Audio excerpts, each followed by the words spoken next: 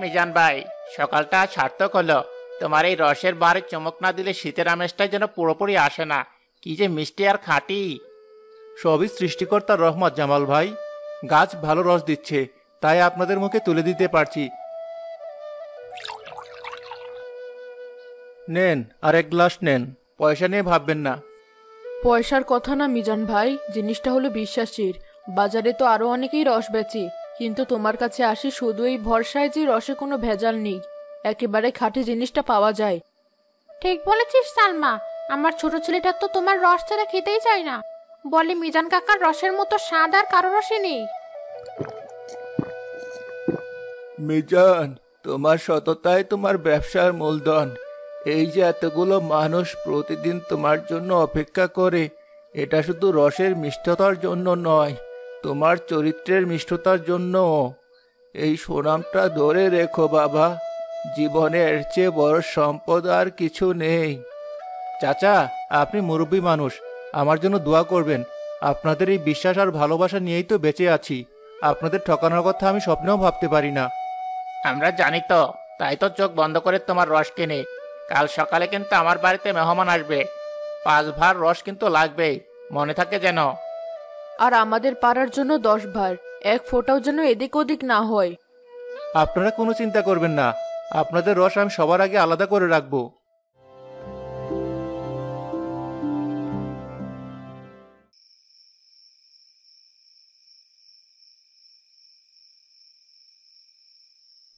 বিলকিস, দেখেছো? আজকের আয়টা দেখো, আগে সব দিনের চেয়ে বেশি। মাটির ব্যাংকটা প্রায় ভরেই এলো। সবই ওপরওয়ালার দয়া। আপনি সৎ পথে আছেন বলেই সৃষ্টিকর্তা তো বরকত দিচ্ছেন। মানুষের দোয়া আছে আপনার সাথে। তা তো আছেই, কিন্তু আমি একটা কথা ভাবছিলাম। কি কথা? আপনার মুখটা এমন চিন্তিত লাগছে কেন? আচ্ছা, ধরো যদি আমি 10 কলসি রসের সাথে 1 কলসি পানি মিশিয়ে দেই, কেউ কি টের পাবে? স্বাদ তো প্রায় একই রকম মিষ্টি থাকবে। এসব কি কথা বলছেন আপনি? যার জন্য এত সুনাম, যার জন্য মানুষ আপনাকে এত বিশ্বাস করে, তাদের সাথে আপনি বেইমানি করার কথা ভাবছেন? এটা তো সরাসরি গুনার কাজ। আরে বাবা, গোনা হবে কেন? আমি তার বিষ মিশাচ্ছি না, সামান্য একটু পানি। এতে আমাদের লাভটা একটু বাড়বে। ছেলেটার পড়ার খরচ বাড়ছে, তোমার জন্য তো একটা ভালো শাড়ি কেনার ইচ্ছা করে। আমার কোনো শাড়ি লাগবে না। মানুষের বিশ্বাসের চেয়ে দামি শাড়ি আর হয় না। আপনি যে সম্মানটা পেয়েছেন সেটা কি টাকা দিয়ে কেনা যায়? এই 2 পয়সা বেশি লাভের জন্য ওই অমূল্য জিনিসটা নষ্ট করবেন না। আল্লাহ যা দিচ্ছেন তাতে শুকরিয়া আদায় করুন। তুমি বড্ড সেকেলে রয়ে গেলে বিলকিস। দুনিয়া অনেক চালাক হয়ে গেছে, সবাই নিজের লাভ বোঝে। আমি একটু লাভ বুঝলে কি এমন ক্ষতি হবে? ক্ষতি আপনার হবে না, ক্ষতি হবে আমাদের বিবেকের, আমাদের সততার। যে সৃষ্টিকর্তা রিজিক দিচ্ছেন তার সাথে নাফরমানি করবেন না। আমার মন বলছে এর ফল কখনোই ভালো হবে না। আপনি এই চিন্তা মাথা থেকে বের করে দিন। আচ্ছা আচ্ছা, বাদ দাও, কিছু করব না আমি। তুমি শুধু শুধু চিন্তা করো, ঘুমানোর ব্যবস্থা করো।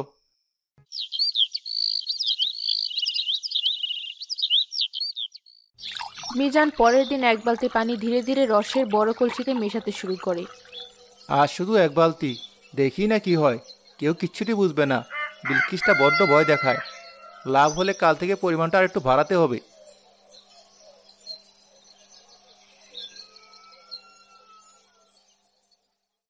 শেষ পর্যন্ত আপনি কাজটা করেই ফেললেন। আমার কোনো কথাই আপনার কানে গেল না। নিজের বিবেকের কাছেও একবার প্রশ্ন করলেন না? আরে তুমি এত ভোরে কি কি করব? কলসির গায়ে একটু কাদা লেগেছিল, তাই পানি দিয়ে ধুয়ে নিচ্ছিলাম আর কি। আমাকে অবুঝ ভাববেন না। আমি নিজের চোখে সব দেখেছি। আপনি মানুষের বিশ্বাসে পানি মেশাচ্ছেন। এর পরিণতি যে কি ভয়াবহ হবে আপনি কল্পনাও করতে পারছেন না।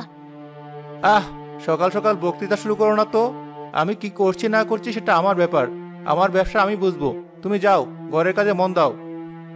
এটা শুধু আপনার ব্যবসা নয়, এর সাথে আমাদের সম্মান জড়িত, আমাদের সততা জড়িত। আজ আপনি সব শেষ করে দিলেন।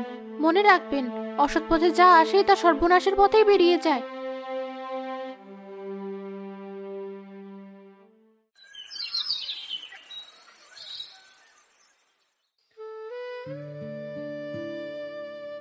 আসুন আসুন, আজ একেবারে চাঁদের কোনা রস নিয়ে এসেছি। এমন মিষ্টি রস আগে খাননি কেউ।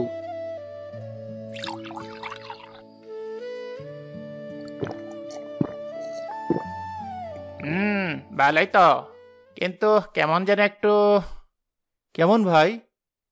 না না, ঠিক আছে, হয়তো আমারই মুখের স্বাদ অন্যরকম লাগছে। এই ফুলি, সত্যি করে বল তো আজকের রসটা খেয়ে তোর কি মনে হচ্ছে? কেন আপা? আমার কাছে কেমন জানি পাঞ্চে লাগছে। আগের মতো সেই গাঢ় ভাবটা নেই। মিষ্টি আছে, কিন্তু রসের যে একটা নিজস্ব ঘ্রাণ থাকে সেটা পাচ্ছি না। মনে হচ্ছে মিষ্টি পানির শরবত খাচ্ছি। আপা, তুমি আমার মনের কথাটা বলে দিলে। আমিও ঠিক এটাই ভাবছিলাম, কিন্তু ভাবলাম আমারই হয়তো ভুল হচ্ছে। মিজান ভাই, একটা কথা বলি, কিছু মনে করবেন না তো? বলুন আপা, কি বলবেন? আজকের রসটা কি অন্য গাছের? স্বাদটা ঠিক আগের মতো লাগছে না, কেমন যেন পাতলা। কি যে বলেন না আপা, একই গাছ, একই আমি। রসের স্বাদ পাতলা হবে কেন? হয়তো আজ কুয়াশা বেশি পড়েছে, তাই এমন লাগছে। রস তো একদম খাঁটি।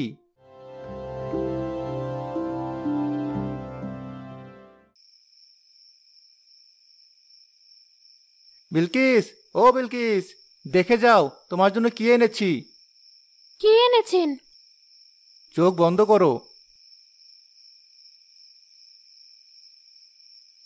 দেখো, বলেছিলাম না তোমাকে একটা রূপোর চেন কিনে দিব? কথা রেখেছি আমি। নাও, গলায় পরো। এই চেন আমার লাগবে না। লাগবে না মানে? এত শখ করে আনলাম, এটা কি ফেলনা জিনিস? যে টাকা দিয়ে এটা কেনা হয়েছে সেই টাকাটাই তো ফেলনা। এই টাকায় মানুষের বিশ্বাস ভঙ্গের দীর্ঘশ্বাস মেশানো আছে।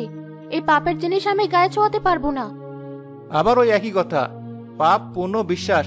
আরে, লাভ করতে গেলে একটু এদিকুদি করতেই হয়, সবাই করে, আমি করলে দোষ? সবাই যদি কুয়ায় ঝাঁপ দেয় আপনিও দিবেন? আপনি তো এমন ছিলেন না। টাকার লোভ আপনাকে কোথায় নামিয়ে এনেছে আপনি নিজেও জানেন না।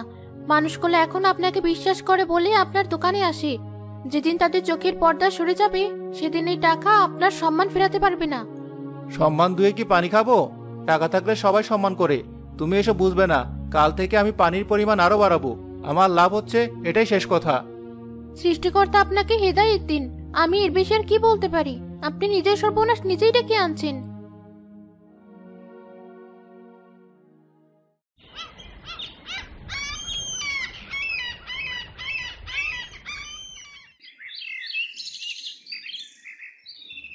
আজ ভিড় অনেক কম, যারা এসেছে তাদের মুখেও আগের মতো উৎসাহ নেই। ভাই, রসটা খেয়ে দেখলি? পুরোটাই তো পানি। মিজানের আক্কেল বুদ্ধি কি সব লোপ পেল? আপা, চলো চলে যাই। এই পানি মেশানো রস কি শুধু শুধু পয়সা নষ্ট? এর চেয়ে না খাওয়াই ভালো। ঠিকই বলেছিস, লোকটার লোভ বড্ড বেড়ে গেছে। আজের একটা হেস্তনেস্ত করতেই হবে। মেজান। জি চাচা, বলেন। তোমার সাথে আমার কিছু কথা আছে। এই রসটা তুমি নিজে গাছ থেকে পেরেছো তো? জি চাচা, কেন, কোনো সমস্যা? সমস্যা তো বটেই বাবা।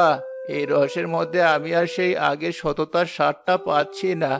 পাচ্ছি শুধু পানির স্বাদ আর তোমার লোভের গন্ধ। তুমি কেন এমন করছো? চাচা, আপনিও তাদের কথায় কান দিচ্ছেন? সবাই মিলে আমার নামে বদনাম রটাচ্ছেন। আমি কোনো পানি মিশাইনি। একদম মিথ্যা কথা বলবেন না মিজান ভাই, আমরা কি দুধের শিশু? খাঁটি রস আর পানি মেশানো রসের তফাৎ বুঝি না? আপনি দিনের পর দিন আমাদের সবাইকে ঠকিয়ে যাচ্ছেন। ছি! যার যার মনে হচ্ছে আমি ঠকাচ্ছি, তারা কাল থেকে আমার রস খেতে আসবেন না। আমার রসের অভাব নেই, খদ্দেরেরও অভাব হবে না। মিজানের এই আচরণে সবাই হতবাক হয়ে যায়। ইদ্রিস চাচা দুঃখের সাথে মাথা নাড়েন। গ্রামের লোকেরা সেদিন প্রায় কেউই রস না কিনে ফিরে যায়।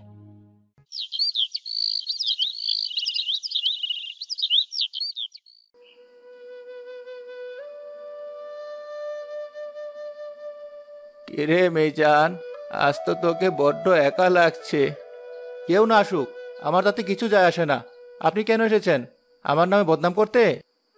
না বাবা, তোর উপর রাগ করে আমি কি করব? তুই তো আমার ছেলের মতো। হয়তো তোর কোনো সমস্যা হয়েছে, তাই এমন করছিস। যাই হোক, আমাকে এক গ্লাস রস দে। শীতে শরীরটা বড্ড কাবু হয়ে গেছে। মিজানের মনে কিছুটা অনুশোচনা জাগার বদলে জেদ চেপে বসে। সে ইচ্ছে করে সবচেয়ে বেশি পানি মেশানো প্রায় স্বাধীন রসটা ইদ্রিস চাচার গ্লাসে ঢেলে দেয়। বেঁচে থাক বাবা, সৃষ্টিকর্তা তোর ভালো করুক।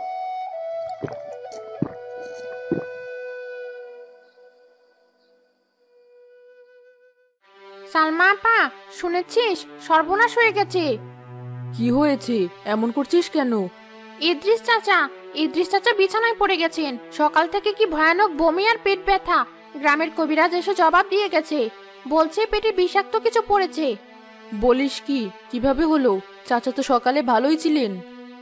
আর বলো না, চাচি বললেন সকালে বাড়ি থেকে বের হয়ে শুধু মিজানের ওই পাতলা রসটাই খেয়েছিলেন, তারপর থেকে এই অবস্থা। ওই পচা পানি হয়তো চাচার পেটে সয়নি।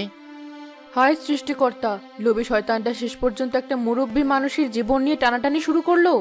না, একে আর ক্ষমা করা যায় না। চলো সবাই, আজের একটা বিচার চাই আমরা।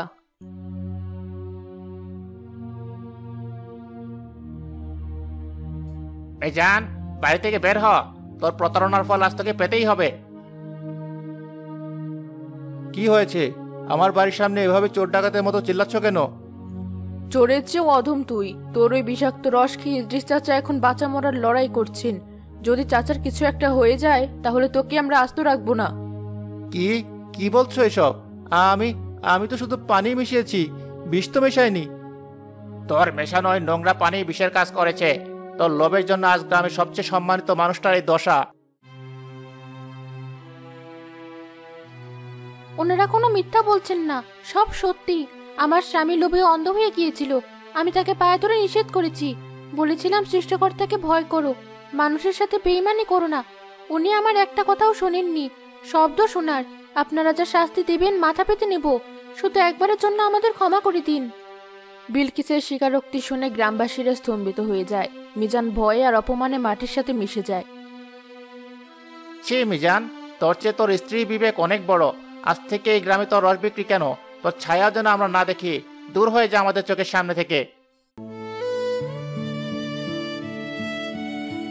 বিলকিস, সব শেষ। আর সকালেও গিয়েছিলাম, একটা মাছিও আসেনি আমার দোকানের কাছে। সব রস মাটিতে ঢেলে দিয়ে আসতে হলো। এটাই তো হওয়ার ছিল। আপনি মানুষের বিশ্বাস নিয়ে খেলা করেছেন, তার ফল তো পেতেই হবে। আমি বুঝতে পেরেছি বিলকিস, আমি আমার জীবনের সবচেয়ে বড় ভুলটা করে ফেলেছি। আমি যদি শুধু তোমার কথাটা শুনতাম। পরদিন খুব ভোরে মিজান শেষ চেষ্টা করার জন্য তার সবচেয়ে ভালো গাছটার কাছে যায়, কিন্তু হাড়ি লাগানোর জন্য গাছটা কাটতেই সে দেখে এক ফোঁটা রসও বের হচ্ছে না। এ কি? রস কই? এই গাছ থেকে তো রসের বন্যা বয়ে যেত। আজ এমন শুকনো কেন? সে তার বাকি 10টা গাছেও দেখে, কিন্তু একটা গাছ থেকেও এক বিন্দু রস বের হয় না। হায় সৃষ্টিকর্তা, এ তুমি কি করলে? আমার রিজিকের পথ তুমি বন্ধ করে দিলে। আমি জানি আমি পাপী, আমি লোভী, কিন্তু আমার শাস্তিটা এত কঠিনভাবে দিলে।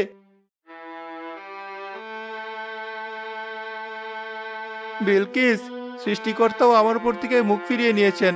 আমার একটা গাছেও আর রস উঠছে না, সব শুকিয়ে গেছে। যে প্রকৃতি আমাকে এতদিন অনেক দিয়েছে, আর সেও আমার পাপের জন্য আমাকে ত্যাগ করেছে। ভেঙে পড়বেন না, হয়তো আল্লাহ আপনাকে অন্য কোনো পথে রাখছেন। পাপের পথ বন্ধ করে দিয়ে তিনি আপনাকে সৎ পথে আসার সুযোগ করে দিয়েছেন।